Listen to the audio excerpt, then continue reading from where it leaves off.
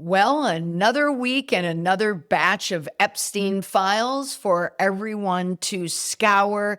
I have to highlight one of those stories. Not that I like spending a lot of time in the Epstein files, but I like looking at the responses because there are so many things that we can learn about crisis response.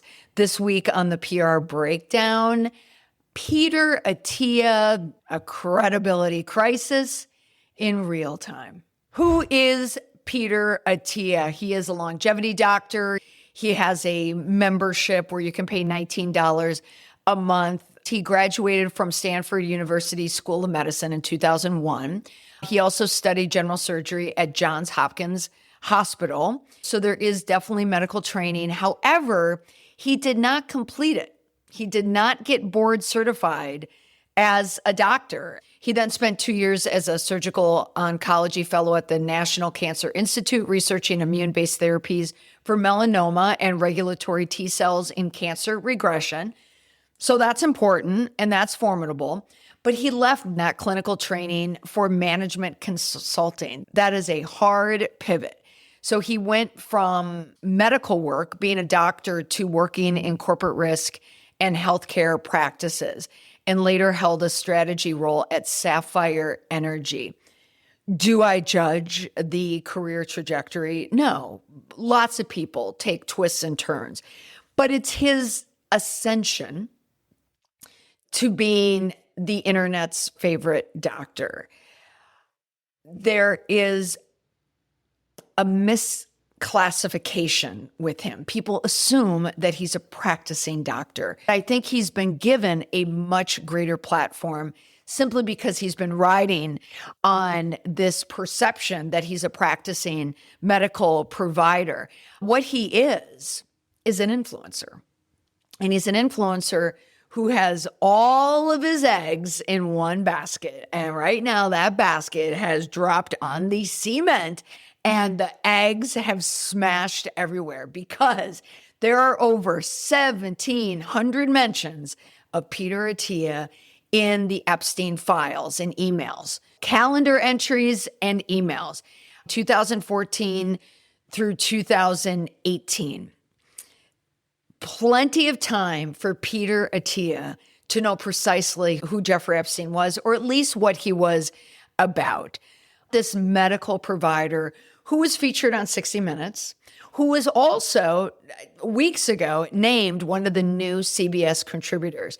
Let's just look at his response. Because frankly, the reason why I want to mention Peter Attia is because his crisis followed such an interesting arc because he is online, and so he has so many followers. That means a lot of people online were talking about him. A lot of medical doctors who also have an online presence talking about him. He came out with a response on X. He said that it was a letter that he wrote to his staff, and he essentially just shared the letter that he wrote to his staff. So let's read the letter and go through it almost line by line to see how Peter Attia is trying to weave his way through this crisis. So I don't want to spend too much time getting into the emails, but just for the sake of context, there's one chain of emails in 2015 with the subject line, quote, "got a fresh shipment." This is from Attia. And there was a redacted photo, and then Epstein replies, "Me too," with a redacted photo.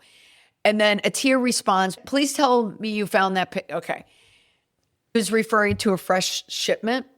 Since the photos are redacted, we don't know what that fresh shipment is, but Epstein attaching a photo of an adult woman makes it a little murky for him. Other emails include Attia saying he goes into, quote, "JE withdrawal when I don't see him," end quote.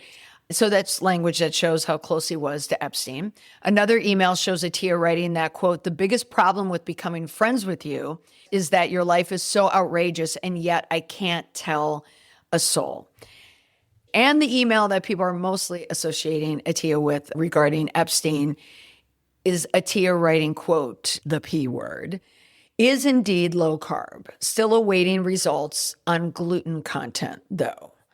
So clearly it's a sexual joke about women. It's demeaning. So why this isn't a gotcha moment for Attia and so many people talking about him, it's not just a bro selling supplements and selling membership and books. He is selling his framework of reputation and decision-making. His pitch is all about longevity, about the long term, how what you do in the short term pays off in the long term. You have to optimize for what matters. Yet his emails show years of casual comfort with a man whose 2008 public conviction is on the record. That's over 10 years. When you add the other layer, the reputation, I call it reputation spillover, is the fact that people start digging and scrutinizing people who are involved in a crisis. Particularly people are saying, well, who's this Attia guy? Or people who love Attia and follow Attia go, well, wait a minute, what's this about? I love this guy. And then they find out that he's not a board certified doctor, that he didn't complete his residency. That also calls into question, like, why he is the internet's favorite doctor. So let's do a ruthless fair read of his email. I'm just going to go chunk by chunk. As I mentioned, he posted this on X. He writes, the following email is what I sent my team last night. I sent a similar version to my patients also. So this is one letter, multiple uses. Quote, you've put your trust, your credibility, and your hard work into what we have built together. Where I'm going to give him credit right off the bat is that he is writing a letter to his staff. Well, allegedly. When you are in a crisis, the first stakeholder you want to address, the employees, the internals, the people on the inside, the people who supported you. So if this first letter was to his internals, that was a good move. But then he took the same letter and instead of framing it for the public, he just said, I'm just going to use the same thing to show how empathetic of a boss that I am. So every goodwill that I gave him, I'm taking most of it back. The problem with that first line is that it centers his project, his ecosystem first. In a scandal adjacent to Epstein, audiences up front want to know, they want to understand moral clarity. They want to know about harm. They want to understand about boundaries. They want to know facts immediately. My framework, the indestructible PR framework, own it, explain it, promise it. That's not what he did. His first line is about him. It's about him. So then he says, and I take that responsibility seriously. So the problem here is that it's a claim without proof. I take this seriously, and crisis communication is just wallpaper. If the audience could ask, if you took this seriously, why were you emailing Jeffrey Epstein like that and staying close to Jeffrey Epstein? Why did it take you a couple days to even send this email?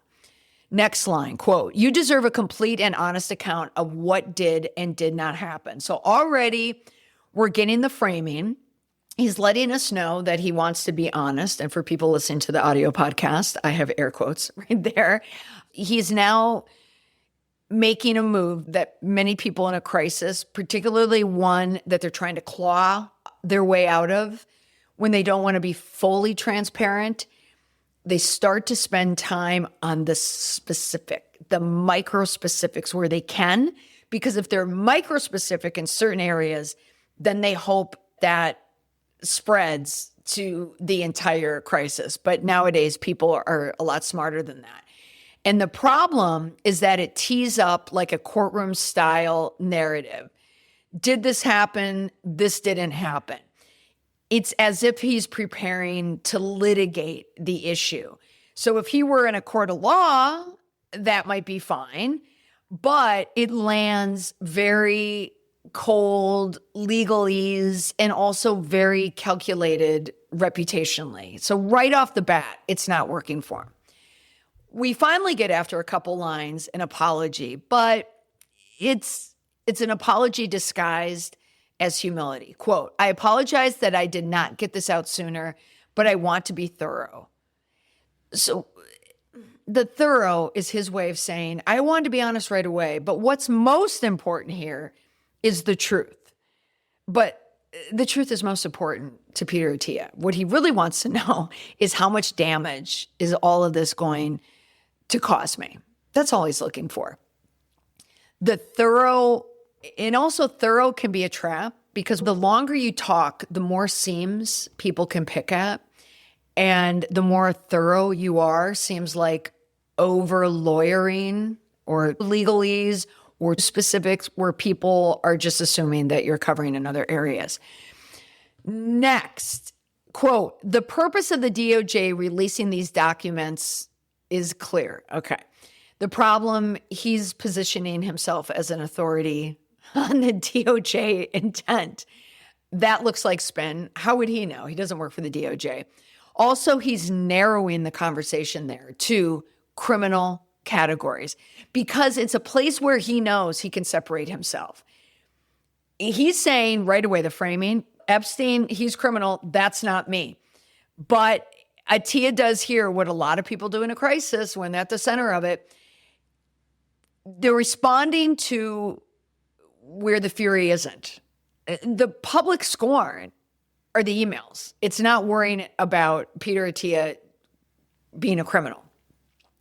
Next, quote, to identify individuals who participated in criminal activity, enabled it, or witnessed it.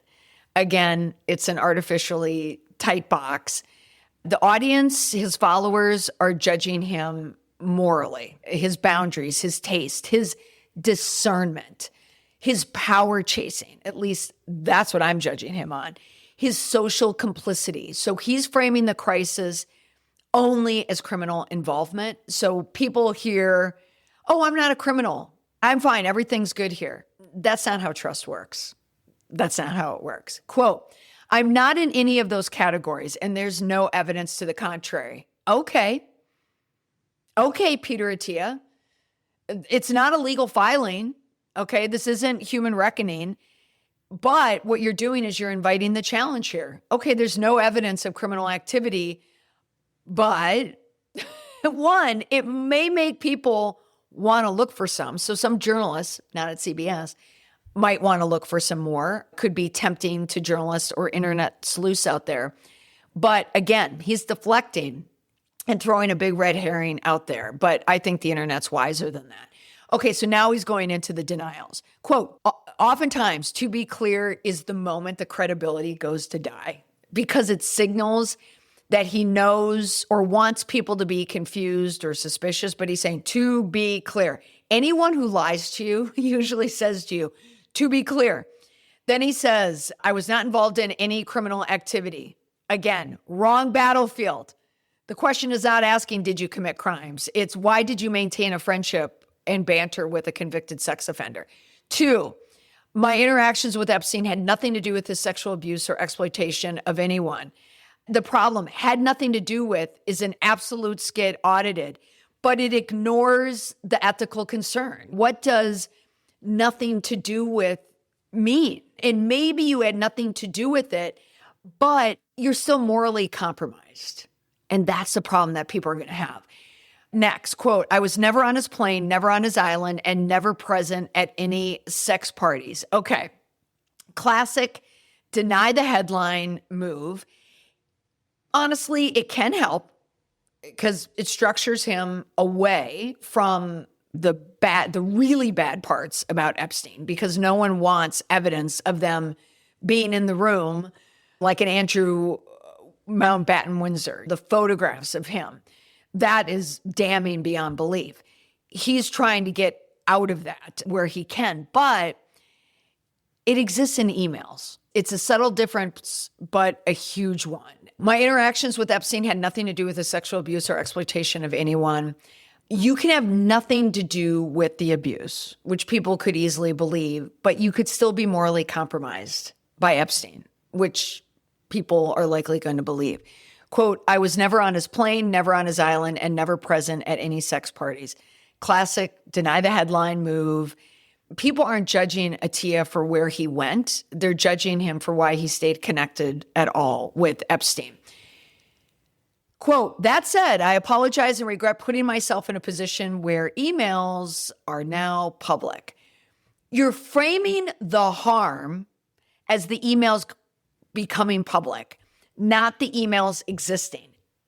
You don't want to frame the people as a problem when you are the problem. Quote, some of them embarrassing, tasteless, indefensible. Strong adjectives there, but very vague. Indefensible is powerful, yeah. But he spends so much of the statement defending his context and his intent that it just doesn't work here. And then he says, and that's on me. That's a good line. I mean, it's closer to accountability, but it's immediately undercut by the long explanation that follows. Quote, I accept that reality and the humiliation that comes with it. This risks self-pity. The humiliation is all about him. The moral center of the story is in the victims and in the complicity, not in his discomfort. Next, getting into the fresh shipment explanation. He says, quote, I want to start by directly addressing the email thread that I've been asked about the most. Reactive framing. He's letting the internet pick the agenda. Also asked about the most really sounds closer to this is what everybody else is talking about on the internet. So it's not about values. It's about the velocity of that one comment. Quote, in June 2015, subject line got a fresh shipment with photographed bottles of metformin. Now, I believe that that photo has been redacted. The problem is it's overly specific in a way that feels rehearsed, like he was talking to a crisis person to tell him what to say. It certainly may be true, but it's as if he was anticipating the skepticism and already trying to pre-bunk it before it got bigger, if it was nothing in the first place. He replied, attached a photograph of an adult woman. The adult is doing the heavy lifting here. It signals that he knows the implication of what people know about Jeffrey Epstein, and it's definitely understandable.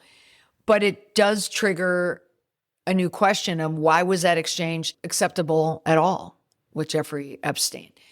Quote, I responded with crude, tasteless banter. He labels it, but does not name what is revealed. Banter is instead of these hard, crude emails. Quote, at the time, I understood this exchange as juvenile, not a reference to anything dark or harmful. The problem, this is the I didn't know defense by another name. But with Epstein, claiming that sexualized messaging is juvenile and harmless is a very hard sell when everybody at that time knew he was.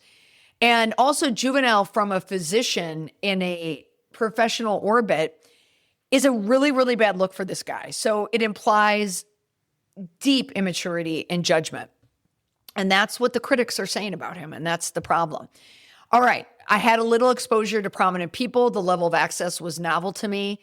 Quote, everything about him seems excessive and exclusive. Largest home, Boeing 727, parties with the most powerful.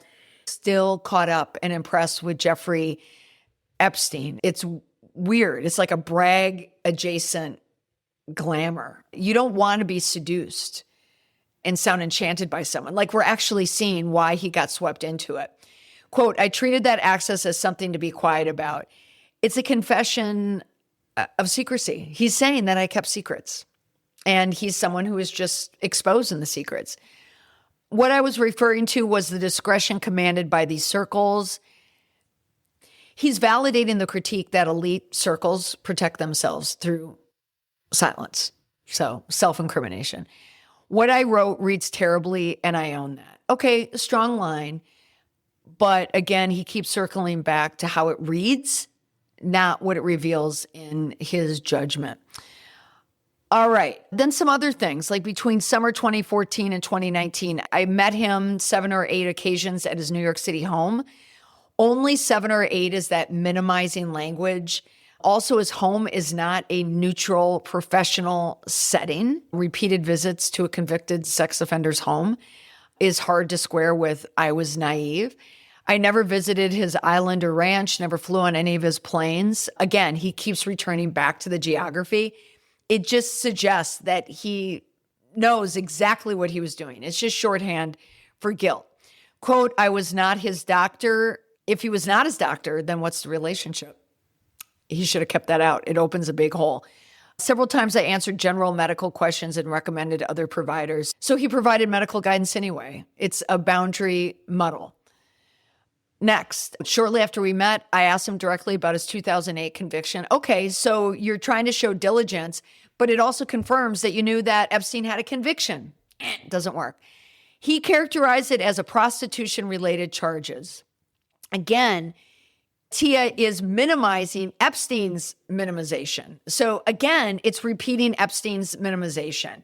He's like laundering the framing. 2018, I came to learn this was grossly minimized, naive to believe him. Again, the pattern with naive. If your defense is, I was naive across multiple years, then you're not someone to be trusted, particularly in the medical field. Quote, "To be clear, I never witnessed illegal behavior and never saw anyone who appeared underage." Again, the "I didn't see it" defense.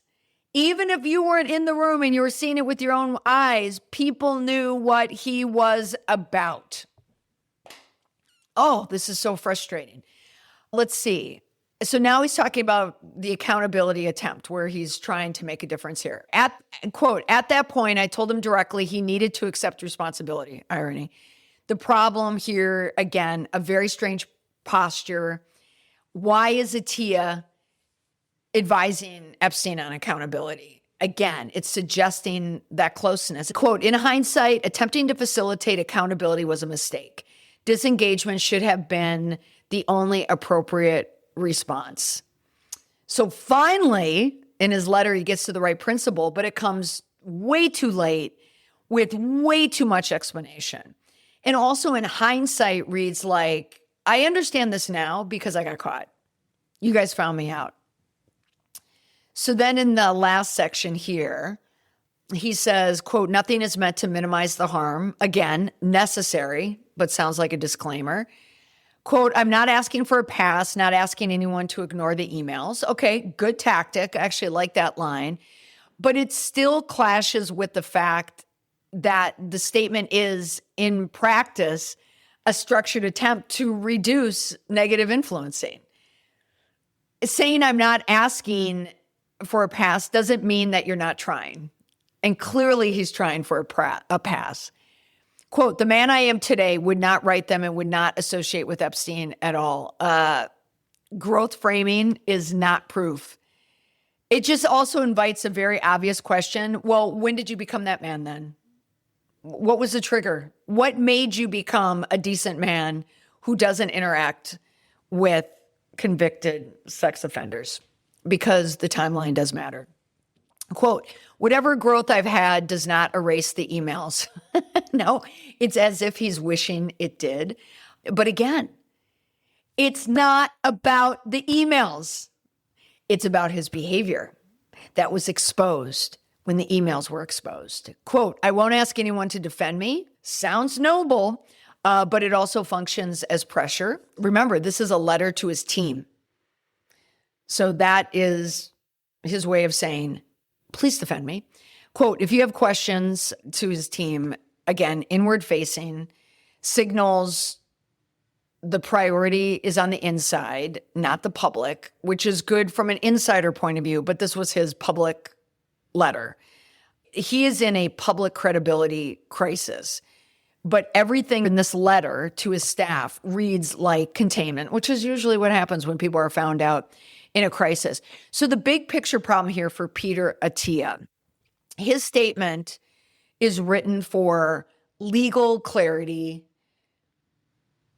and personal remorse, but his crisis is about judgment. It's about moral judgment and his desire for proximity to power, which absolutely tracks with who he is online. and also with his past, because perhaps he just found out that it was too small for him. He didn't want the drudgery, the day-to-day drudgery. He didn't want to deal with patients. He just didn't want to deal. He wanted to be a bigger guy, a bigger name. He wanted proximity to power and where he is right now. And he keeps trying to win with the, I didn't do crimes, I didn't mean it that way. But why were you comfortable there for a decade with Epstein? The gap is why it's a horrible response from Peter Attia. It answers questions he wished people asked, but not the questions that people are asking, which is very common in a crisis. It's answering the questions no one is asking.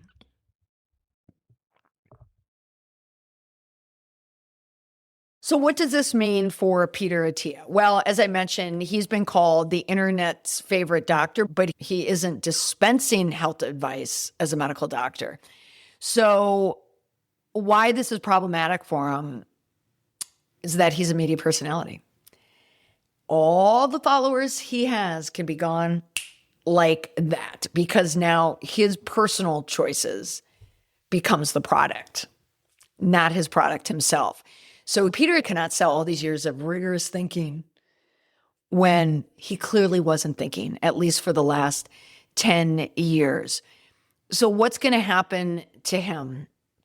I think if it was any other network, he would have been gone by now. The fact that CBS is still vacillating on him just boggles my mind. Attia did not commit a crime, but the optics on him are unsalvageable.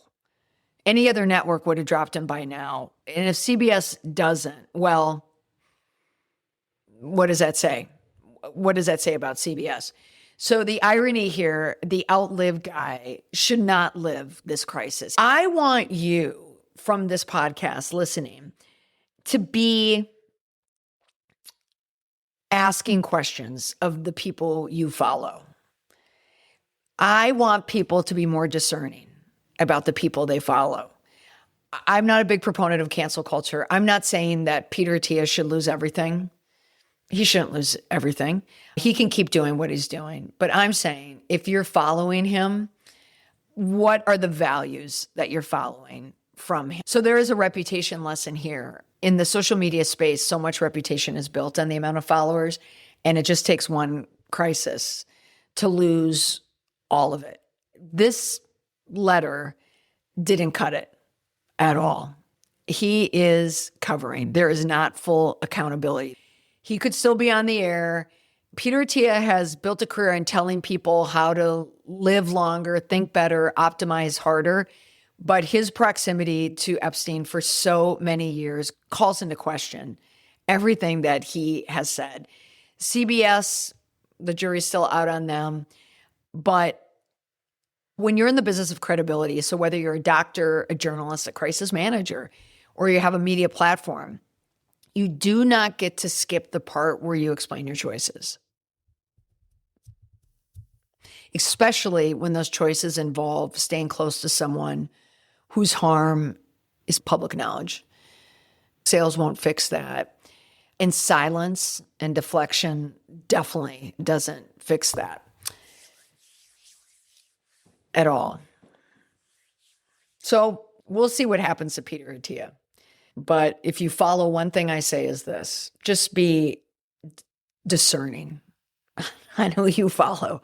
And it's okay to cast moral judgment on people who make morally ambiguous decisions. All right, everyone, that's it for this week on the podcast. Thanks so much for listening. Bye for now.